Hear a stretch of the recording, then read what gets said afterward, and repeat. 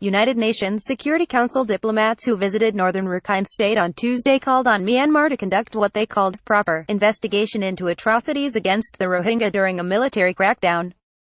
Thousands of Rohingya were killed during the crackdown launched late last August in response to deadly attacks on police outposts by Muslim militants, while others say their communities endured torture, rape, and arson at the hands of security forces. Both the UN and United States have said that the campaign, which forced nearly 700,000 Rohingya to flee to safety in Bangladesh, amounted to ethnic cleansing. The UN's 15 permanent envoys spent 2 days in Myanmar to assess the situation on the ground in Rakhine state amid a program to begin repatriating Rohingya refugees from Bangladesh. In order to have accountability there must be a proper investigation, Karen Pierce, Britain's ambassador to the UN, told reporters during a news conference following the delegation's visit to Rakhine state. Myanmar can set up such a probe through an International Criminal Court (ICC) referral or by holding its own comprehensive inquiry, she said. An ICC prosecutor asked the International Tribunal in April to rule on whether the court can exercise jurisdiction over the alleged deportation of the Rohingya from Myanmar to Bangladesh, even though Myanmar is not a member of the ICC. Myanmar and Bangladesh have signed an agreement for the voluntary return of refugees who are eligible for repatriation pending verification. The program was slated to begin in late January but has been beset by delays. We need to start on that, the UN and rights groups have asked Myanmar to guarantee the safety and basic rights of the Rohingya, who are considered illegal immigrants from Bangladesh and subject to systematic discrimination. Many have said they remain afraid to return. It is very important to improve the security conditions for the return of the refugees and also improve cooperation with international organizations, particularly the United Nations, said Security Council President Gustavo Meza. We also mentioned the importance of the investigations regarding what happened there before the refugees went to Bangladesh. Myanmar has yet to sign a Memorandum of Understanding (MO) with the United Nations Development Programme and UN Refugee Agency (UNHCR) on working together on the repatriation of refugees.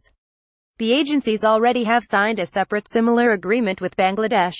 Mansour Ayad Al-Otaibi, Kuwait's permanent representative at the UN and a member of the delegation, expressed confidence that the agreement would be signed, adding that the UN wants Myanmar and Bangladesh to speed up the repatriation process. Pierce said the delegation wants to help the Myanmar government with implementing the recommendations on Rakhine state issued by an earlier panel chaired by former UN Chief Kofi Annan, as well as support the signing of the MOS. That commission's report called for reviews of the country's 1982 citizenship law, which prevents the Rohingya from becoming citizens, an end to restrictions on the Muslim minority to prevent further violence in the region, and the closure of internally displaced persons camps in Rakhine state.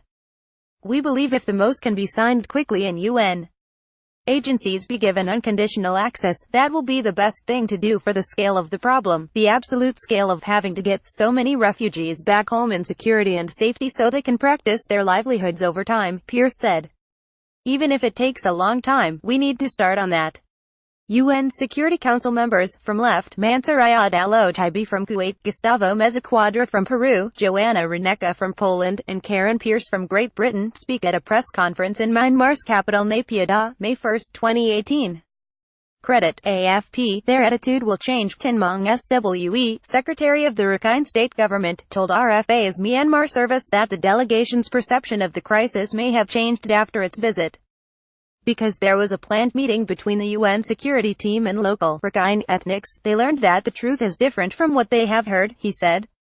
They got to know about what really happened in Rakhine state, and because they have seen and know the truth, we think their attitude will change at least a little. Elawin, a Muslim representative on the Annan's Advisory Commission, met with the delegates in Rakhine state and urged them to ask the international community for support for Myanmar. I told them that Myanmar needs positive help from the international community, he told RFA's Myanmar service after the meeting. We need to find a new way because we are facing many hardships when it comes to solving problems. I told them that if the international community, including UN agencies, can give positive suggestions to Myanmar's policymakers, there will be some good results, said the Muslim leader and founder of the interfaith group Religions for Peace Myanmar. Elawin also reminded the delegates that refugees living in makeshift shelters in Bangladesh as well as in Myanmar will face a major risk from floods and landslides during the fast-approaching monsoon season. We all know that people from Bangladesh's refugee camps can't return home in the short term, so they need to be in the proper shelters during this season, he said. Elowin also told the diplomats that the level of trust among the Rohingya and ethnic Rakhine Buddhists needed to be strengthened to implement the recommendations of the Annan Commission, because both communities remain suspicious of the other.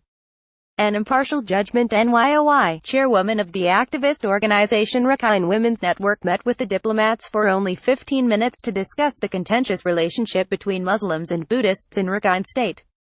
They asked us why we hate each other and how we can get along with each other again, she told RFA. We replied that we, ethnic Rakhine, are always careful and still have a relationship with them, Muslims, in the region. We told them that the hatred between us grew because of the international media as they spread false news about the situation in Rakhine State, she said. NYOI informed one delegate that some of the refugees the UN team saw in displacement camps in Bangladesh before visiting Myanmar were not all from Rakhine State, but were Bangladeshis who themselves live in the camps. She did not say how she knew the refugees were Bangladeshis. I also told her that now that she had seen both the situations in Bangladesh and in Rakhine, I hope you can form an impartial judgment about them. On Monday, the 15 diplomats met with State Councillor Aung San Suu Kyi, Senior General Min Aung Hlaing, Commander-in-Chief of the Armed Forces, and other government officials. Before they began their two-day visit to Myanmar, the delegation members spent 3 days in Bangladesh visiting refugee camps and meeting with Prime Minister Sheikh Hasina. Reported by Minthain Aung, Narain Kiao, and Y. Martun for RFA's Myanmar service. Translated by Ketmar. Written in English by Roseanne Jaron.